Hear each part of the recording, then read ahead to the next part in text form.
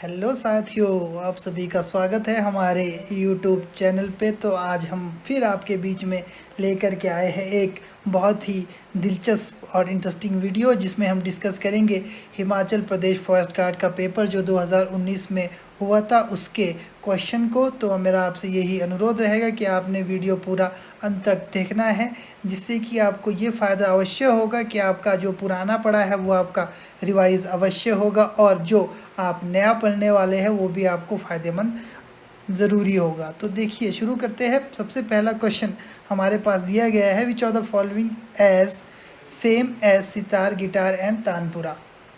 Sitar, guitar और तानपुरा में समरूप क्या है, यानी कि सिमिलरिटी।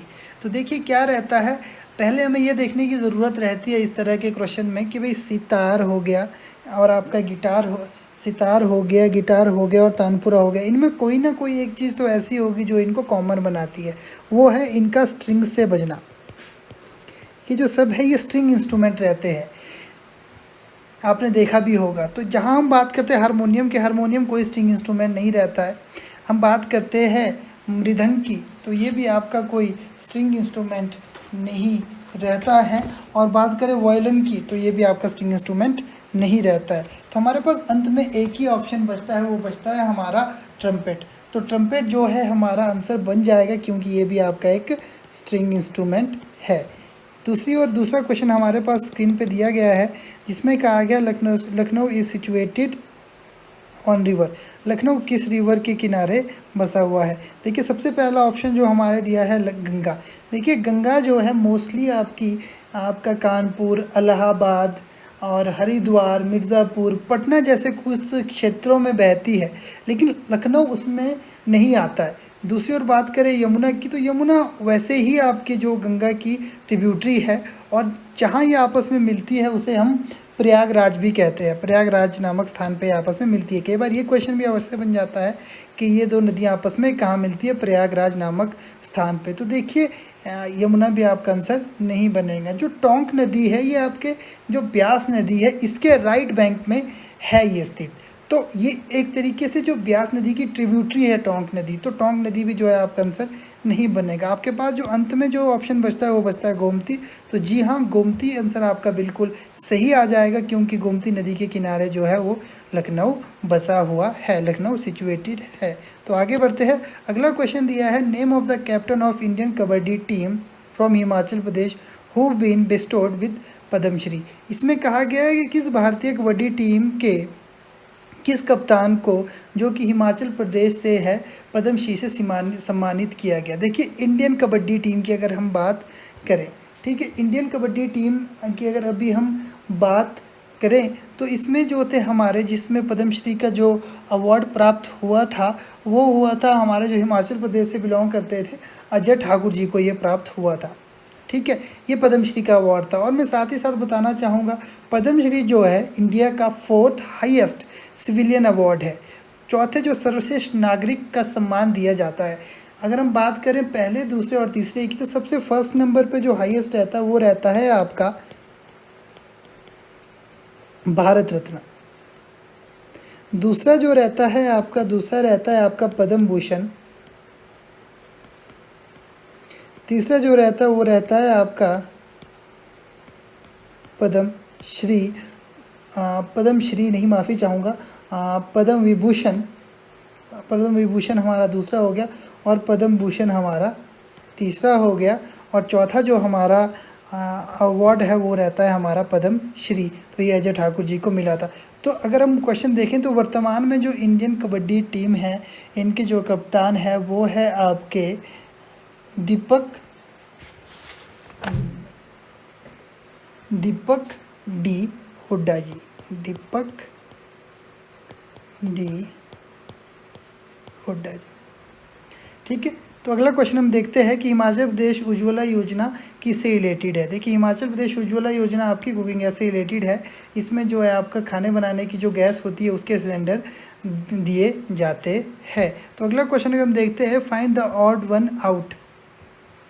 जिसमें से हमने ऑड वन आउट का मतलब ये हो गया कि जितने भी आपके पास लाइन में दिए हैं वर्ड्स, या फिर वर्ड्स हो गए, यहाँ तो आपके पास नंबर दिए हैं, कई बार वर्ड्स भी देखने को मिल जाते हैं, तो कुछ उसमें सेम होंगे और एक जो होगा वो बिल्कुल डिफरेंट होगा और वही आपका आंसर बनेगा। अगर हम गौर से देखें तो ये क्या है, आपका जो नेचर बन रहा है, ये स्क्वायर है आपका 4 का, ये स्क्वायर है आपका 5 का, ये स्क्वायर है आपका 6 का, और ये है आपका 12 का स्क्वायर है, और ये आपका 14 का स्क्वायर है, और ये आपका 15 का स्क्वायर है। लेकिन जहाँ बात करें हम 72 की, ये किसी का भी स्क्वायर नहीं है, तो आपका जो आंसर है वो आपका ऑप्शन बी 72 बन जाएगा। अब देखिए 6 क्वेश्चन में आपसे पूछा गया है, a man is 20 year older than his son, in 2 years his age will be the twice the age of his son, present age of son is. आपसे कहा गया कि एक आदमी अपने बेटे से 24 साल बड़ा है, 2 साल में उसकी उम्र अपने बेटे की उम्र से दुगनी हो जाएगी, तो बेटे की उम्र बताइए। देखिए सन की उम्र हमारे पास क्या दी है, अगर हम मान लें x, क्योंकि कंपैरिजन जिससे किया जाता है हम उसे ही एज्यूम करते हैं, उसे ही मान लेते हैं, ठीक है। तो सन की x हो जाएगी, तो फादर की क्या हो जाएगी x + 24, ये आपके पास बन जाएगा। अब क्या इन 2 ईयर में, जब हम 2 ईयर की बात करें तो जो सन होगा वो भी 2 साल बड़ा हो जाएगा, और जो उसका फादर है उसकी उम्र भी 2 साल बढ़ जाएगी, और साथ ही साथ twice the age of his son, किससे दुगनी हो जाएगी, सन से दुगनी हो जाएगी उसकी एज। तो आपके पास जब क्या हो जाएगा, आपके पास यहाँ आप देखेंगे तो क्या हो जाएगा 2x + 4, यहाँ कितना होगा आपका x + 26। जब आप x करेंगे यहाँ पे तो x, 2x में से x जब आप माइनस करेंगे तो x मिलेगा, और जब आप 26 में से 4 करेंगे तो आपको x का जो है वो 22 मिलेगी, यानी कि जो ऑप्शन डी है 22 है वो आपका सही आंसर बनेगा, 22 ईयर्स जी। तो अगले क्वेश्चन पे चलते हैं। अगले क्वेश्चन में कहा गया है, Inder Kila national park is located in, Inder Kila जो नेशनल पार्क है वो कहाँ पर स्थित है। तो जी हाँ दोस्तों, इसमें पहला ऑप्शन दिया है कुल्लू में, दूसरा लाहौल स्पीति में, तीसरा शिमला में, चौथा आपका चंबा में। देखिए शिमला और चंबा में तो कोई भी नेशनल पार्क अभी तक स्थित नहीं है। अब हमारे पास ऑप्शन बचते हैं लाहौल स्पीति और कुल्लू। लाहौल स्पीति में जो हमारा नेशनल पार्क है वो है हमारा पिन वैली नेशनल पार्क,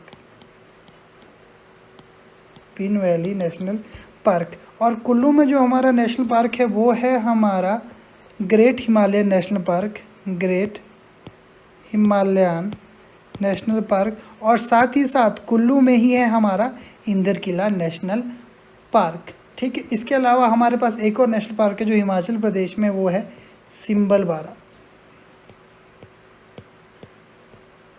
ये नेशनल पार्क आपका कहाँ है, ये आपका सिरमौर में सिचुएटेड है, तो इसका जो सही आंसर आपका बन जाएगा कुल्लू में बन जाएगा। अब आप अगला क्वेश्चन देखते हैं, which of the following river flow in J&K from Himachal Pradesh, ऐसी इनमें से कौन सी ऐसी रिवर है जो हिमाचल प्रदेश से हो करके जम्मू कश्मीर में बहती है। तो देखिए झेलम की अगर हम बात करें तो ये झेलम नदी ये जम्मू कश्मीर में ही निकलती है, शेषनाग नामक जगह से ये जम्मू कश्मीर में ही निकलती है, तो इसका कोई मतलब नहीं बनता कि इसका कोई हिमाचल से कनेक्शन है। शेषनाग, मैं आपको बता दूं शेषनाग, तो हिमाचल से कोई कनेक्शन इसका है नहीं। तो ब्यास नदी आपकी जो है वो आपकी ब्यास कुंड से निकलती है, रोहतांग जो हिमाचल प्रदेश में स्थित है, लेकिन ये आपकी जम्मू कश्मीर की ओर नहीं जाती है, ठीक है। दूसरी ओर बात करें हम सतलुज नदी की, तो सतलुज नदी आपकी निकलती है मानसरोवर झील से जो कि तिब्बत में है, लेकिन ये भी जो नदी है वो भी आपकी कश्मीर की तरफ नहीं आती है। अब चौथा ऑप्शन बचता है हमारे पास चिनाब नदी, तो चिनाब नदी जो है आपकी वो आपके लाहौल स्पीति से निकलती है और 2 नदियों का संगम करके बनती है, चंद्रा और भागा। और कई बार आपसे ये प्रश्न भी इसमें पूछा जाता है, आपसे कई बार ये प्रश्न भी पूछा जाता है किस स्थान पे एक दूसरे से मिलती है, तो ये टांडी नामक स्थान पे, टांडी, आप मेरी बात को समझे, टांडी नामक स्थान पे एक दूसरे से ये मिलती है और ये चिनाब नदी का जो है निर्माण करती है, और चिनाब नदी ही जो है पहले हिमाचल प्रदेश में बहती है और फिर ये जम्मू एंड कश्मीर की ओर चली जाती है। तो चलिए आगे चलते हैं। आगे दिया गया है जीएसटी मीन्स, इसमें जीएसटी की जो फुल फॉर्म है वो पूछी गई है। तो जीएसटी की जो फुल फॉर्म बनती है वो बनती है goods and service tax. GST से जुड़ा एक और क्वेश्चन जो मोस्ट फ्रिक्वेंटली एग्जाम में पूछा जाता है वो है कि जीएसटी डे कब मनाया जाता है, यानी कि जो जीएसटी है वो भारत में कब लागू हुआ था। ये हुआ था हमारा 1 जुलाई 2017 को, यानी कि 1 जुलाई 2017 को जो है जीएसटी वो है आपका हिंदुस्तान में लागू हुआ था। अब अगला क्वेश्चन आपके पास दिया गया है, which district of Himachal Pradesh has highest density of population. Population के हिसाब से अधिक जनसंख्या घनत्व कहाँ पे है, तो इसका जो आंसर बनेगा, इसका आंसर आपका हमीरपुर बनेगा। ठीक है, अब आगे बढ़ते, आगे देखिए, आगे आपसे पूछा गया है, आपने कॉल्ट का जो जेंडर है वो चेक करना है, जेंडर जो है वो आपने चेंज करना है। तो सबसे पहले आपको कॉल्ट का पता होना चाहिए, कॉल्ट होता क्या है। जी, तो कोल्ट का मतलब आपके पास रहता है, कोल्ट होता है जो घोड़े का जो बच्चा होता है उसे हम क्या कहते हैं, कोल्ट कहते हैं। दूसरी ओर जो अगर हम देखें तो पहला जो ऑप्शन आपके पास दिया है DOE, डोई, डोई जो रहता है ये आपकी जो मादा जो हिरनी होती है उसे हम कहते हैं डोई, डो। तो आपको 11वां क्वेश्चन यहाँ पर दिया है, change the gender of Colt. आपसे कोल्ट का जेंडर पूछा गया है। कोल्ट का मतलब होता है आपका घोड़े का बच्चा। और दूसरी ओर अगर हम देखें तो डो की बात करें, डो होता है हमारा जो हिरनी होती है, डो उन्हें कहा जाता है।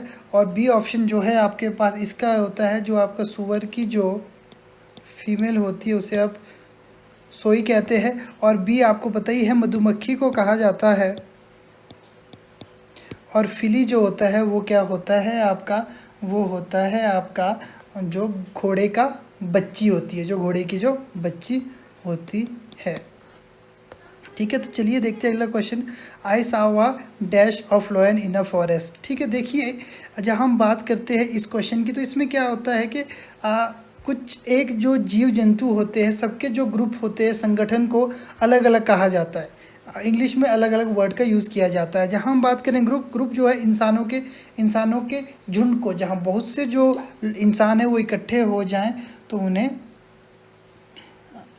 ग्रुप कहा जाता है। दूसरी ओर है आपका हर्ड कहा जाता है आपके जो कैटल का जो ग्रुप होता है उसे। और तीसरी ओर देखिए हम प्राइड इसका सही आंसर बनेगा। प्राइड आपका लॉयन के ग्रुप को कहते हैं, तो आपका आंसर सही बन रहा है सी। और फ्लॉक जो है आपका वो आपका शीप के जो ग्रुप है उन्हें कहा जाता है। ठीक है, तो इसका आंसर आपका बनेगा प्राइड। और अगला क्वेश्चन देखिए, इसमें कहा गया replace then in a sentence he did nothing else than weep. तो इसमें देखिए नेगेटिव सेंस दे रहा है, तो नेगेटिव सेंस की जगह जब हम बात करें तो आपका बट जो है वो यूज़ होता है। तो आगे हमारे पास क्वेश्चन दिया है which of the following sentence is correct. तो इसमें से जो कौन सा सेंटेंस है वो करेक्ट है।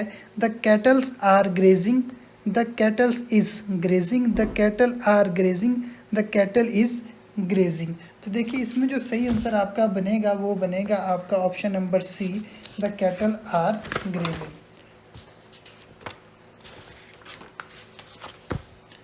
The cattle are grazing. तो चलिए अगले क्वेश्चन पे चलते हुए, जो the following narration is correct. आपसे नरेशन के बारे में पूछा गया है, 4 ऑप्शन दिए हैं। इसकी नरेशन जो सेंटेंस आपके पास दिया है, he says I am working hard, उसने कहा कि मैं वर्क हार्ड कर रहा हूँ। तो इसकी नरेशन क्या बनेगी, he says that he is working hard. तो इसकी सही नरेशन जो है ये बनेगी। अब आपसे पूछा गया है एडजेक्टिव ऑफ प्ले। एडजेक्टिव का हिंदी में मतलब होता है विश्लेषण, यानी कि जो विशेषता बताता है। तो प्ले का जो विश्लेषण बनेगा, प्ले का जो एडजेक्टिव बनेगा वो बनेगा आपका प्लेफुल। और आपसे अगला क्वेश्चन पूछा है, आपसे स्पेलिंग के बारे में पूछा गया है। तो देखेंगे जो आपकी इसमें से इन चारों में से आपकी जो ये वाली जो स्पेलिंग है ये आपकी सही रहेगी। जी, तो अगला जो क्वेश्चन है आपके पास 18वां जो क्वेश्चन आपके पास दिया गया है, आपसे पूछा है एंटोनियम ऑफ बोल्ड। आपका पूछा गया है आपका एंटोनियम, यानी कि जो विलोम शब्द होते हैं, विपरीतार्थी होते हैं। तो बोल्ड का जो विपरीत है वो क्या रहेगा, टिम्ड। बोल्ड होता है बहुत ही समान रूप, खुले रूप से किसी चीज़ को, कोई भाव को प्रकट करना। लेकिन टिम्ड क्या होता है, टिम्ड होता है बहुत छोटे रूप में आप करते हैं। सिनोनियम का मतलब होता है समानार्थी।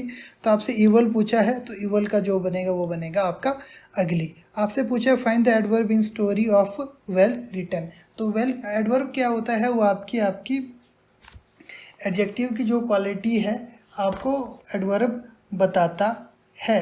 तो आपका यहाँ पे क्या रहेगा, एडजेक्टिव आपका रिटर्न होगा तो एडवर्ब क्या हो जाएगा आपका वेल। वृक्ष से पत्ते गिरते हैं वाक्य में कौन सा कारक है? ये 21st क्वेश्चन है। देखिए हिंदी का प्रश्न है, तो इससे पहले आपको ये जानना जरूरी होता है कारक क्या होता है। कारक से हमारा अभिप्राय होता है जो कार्य करने वाला होता है उसे हम कारक कहते हैं। ठीक है, कारक के भी अलग अलग भाग होते हैं जो यहाँ बताए गए हैं। सबसे पहला कारक आपके पास बताया गया है करण कारक। करण कारक का अर्थ होता है वह साधन जिसके द्वारा क्रिया पूरी की जाती है। ठीक है, जो साधन होता है उसे बोलते हैं हम करण कारक। और दूसरी ओर कहा जाता है अपादन कारक। ये जब दो वस्तुओं के अलग होने का कोई बोध करवा रहा हो तो उसे आप अपादन कारक कहते हैं। तीसरी ओर कहा गया है कर्म कारक। कर्म कारक का अर्थ होता है जिसपे कर्म का आपका प्रभाव पड़े उसे कर्म कारक कहते हैं। और चौथा होता है आपका अधिकरण कारक। ये आपका जो क्रिया के आधार का जो बोध करवाता है उसे बोलते हैं हम अधिकरण कारक। अब देखिए इसमें इसका जो मीनिंग, इसका जो भाव अर्थ बन रहा है वो ये बन रहा है कि इसमें वृक्ष से जो पत्ते हैं वो अलग हो रहे हैं, और अलग होने के लिए मैंने आपको कौन सा कारक बताया, वो बताया आपको अपादान कारक। तो इसका जो सही आंसर है वो बनेगा आपका अपादान कारक। अब देखिए अब 22वां क्वेश्चन आपसे दिया गया है नीलकमल में समास क्या है। समास का मतलब हमें पता होना चाहिए, जब किसी शब्द का एक छोटा रूप बनाया जाता है तो उसे हम कहते हैं समास। तो देखिए आप नीलकमल में जो आपका समास रहेगा वो रहेगा आपका कर्मधारय समास। घोड़ा तेज दौड़ता है, इसमें तेज क्या है? देखिए घोड़ा दौड़ता तो है पर कैसे दौड़ता है, तेज दौड़ता है। तो तेज क्या दिखा रहा है, तेज उसकी विशेषता दिखा रहा है, तो ये क्या होगा आपका विश्लेषण। और अगला क्वेश्चन है नीना और रीना साथ साथ गई, इसमें अतः क्या है? ठीक है, तो इसमें जो गई कैसे गई, साथ साथ गई, तो अतः क्या है, इसमें आपका साथ है। अगला आपसे पूछा गया है जो कभी ना मरे शब्द लिखें। अब जो कभी ना मरने वाले उसे हम अमर कहते हैं। अगला जो प्रश्न आपको दिया है रचना की दृष्टि से वाक्य के भेद कितने हैं? देखिए रचना की दृष्टि से अगर हम बात करें तो वाक्य के आपके 3 भेद बनते हैं, जिसमें से आपका सरल, संयुक्त, पहला आपका क्या रहता है सरल,